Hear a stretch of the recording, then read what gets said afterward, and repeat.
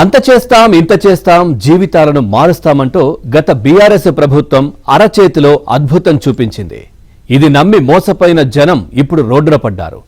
ఒకటి కాదు రెండు కాదు, గజ్వెల్లో కొన్ని వందల కుటుంబాల వ్యథ ఇది.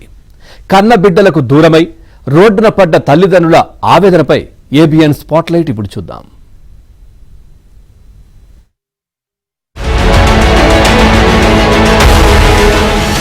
రోడ్డున పడేసిన కోట్ల ప్రాజెక్టు,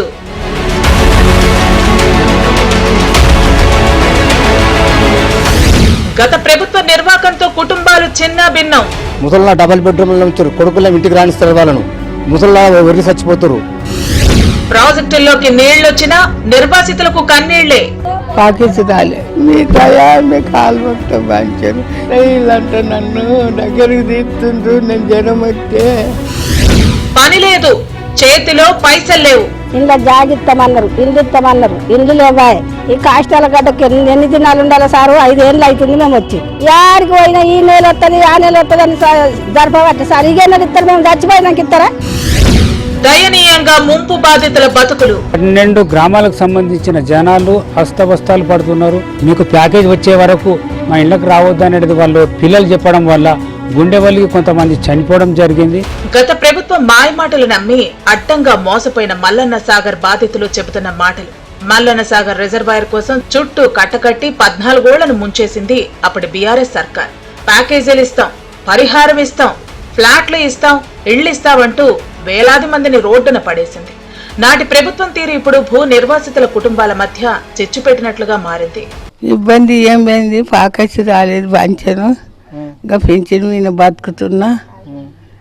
ఇక పెద్ద కొడలు మొన్న కవితలకు దొరకపోయి అవతారం చేసింది. చిన్న కొడుకు రానంటుండ్రు. ఎవరు సొమ్మున ముసలోడు దచ్చింది. కసికడు బట్టెరకలే, తిండెరకలే, ఏం లేదో ఇళ్ళ లోకాన్ని చూసుకుంటున్నా, బతుకుతున్నా, బాంచాను. మల్లన్న సాగర్ ముంపు బాధితుల వేదన అంతా ఇంత కాదు. బాధితులను కదిలిస్తే చాలు కన్నీళ్లు ఉబికొస్తున్నాయి. తమకు పరిహారం పూర్తిగా అందనే లేదని, అధికారులు ఇచ్చిన హామీలు పేకమేడల్లా కూలిపోతున్నాయని, తమ ఆశలను బతుకులను మల్లన్న సాగర్ లో నిండా ముంచారని బావురుమంటున్నారు.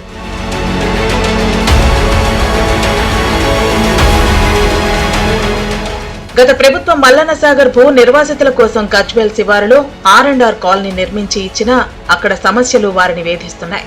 నిర్వాసితుల కోసం నిర్మించిన ఇళ్లు నాసిరకంగా ఉండటం, వారికి అక్కడ సౌకర్యాలు లేకపోవడం, ప్యాకేజీల విషయంలో అందాల్సిన నష్టపరిహారాల వంటి సమస్యలు వేధిస్తున్నాయి. దానికి తోడు వృద్ధులకు అందాల్సిన పరిహారాల విషయంలో సమస్యలే ఎదురవుతున్నాయి. ముసలిన డబల్ బెడ్రూమ్ల నుంచి కొడుకుల ఇంటికి రాణిస్తారు, వాళ్ళను ముసలిలా ఒరి చచ్చిపోతారు. ఈ గవర్నమెంట్ ఏది చెప్పినా పట్టించుకోలేదు. శ్మశాన వాటికి ఇవ్వమంటే దాని మీద పెడతారు, దాంట్లో పెట్టరు, ఇంట్లో పెట్టరు, అందులో పెట్టి చాలా తిప్పలు పెడతారు.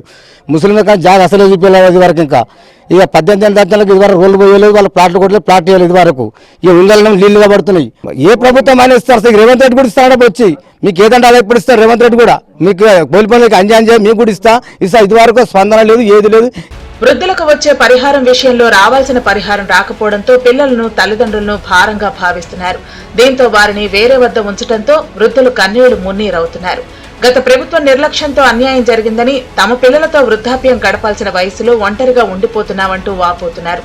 గతంలో ఊర్లో తమకు ఎకరాల పొలం ఉండేదని, తమ పొలాల్లో పంట వేసుకుంటూ జీవనం సాగించే వాళ్లమని గుర్తు చేసుకుంటున్నారు. ఇప్పుడు తమ బతుకు రోడ్డు పాలైందని రోధిస్తున్నారు. ఇంట్లో జాగిస్తామన్నారు, ఇల్లు ఇస్తామన్నారు, ఇల్లు లేవాయి. ఈ కాష్టాల గడ్డకి ఎన్ని దినాలు ఉండాలి సారు? 5 ఏళ్ళు అవుతుంది మేము వచ్చి.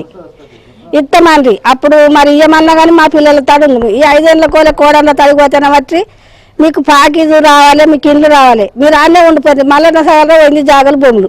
మేము బతికేదే ఎంత ఇబ్బంది ఉంది, మిమ్మల్ని నాడికెళ్ళి రావాలని మాట్లాడబట్టి మరి ఇంట్లో ఇస్తారని పోయి ఇయ్యం మేమంటే అప్పుడే కొడుకుతాడు వాడి సత్తం కదా. ఏదైనా పనికి పోయి 4 రూపాయలు సంపాదించుకుందామంటే వయసు అయిపోయి కాళ్లు చేతులు సహకరించడం లేదని కన్నీరు పెడుతున్నారు. గత ప్రభుత్వం నిర్లక్ష్యంతో ఇలా జరిగిందని, కాంగ్రెస్ ప్రభుత్వం అయినా నష్టపరిహారం చెల్లించాలని కోరుతున్నారు. 12 గ్రామాలకు సంబంధించిన జనాలు అస్తవస్తాలు పడుతున్నారు.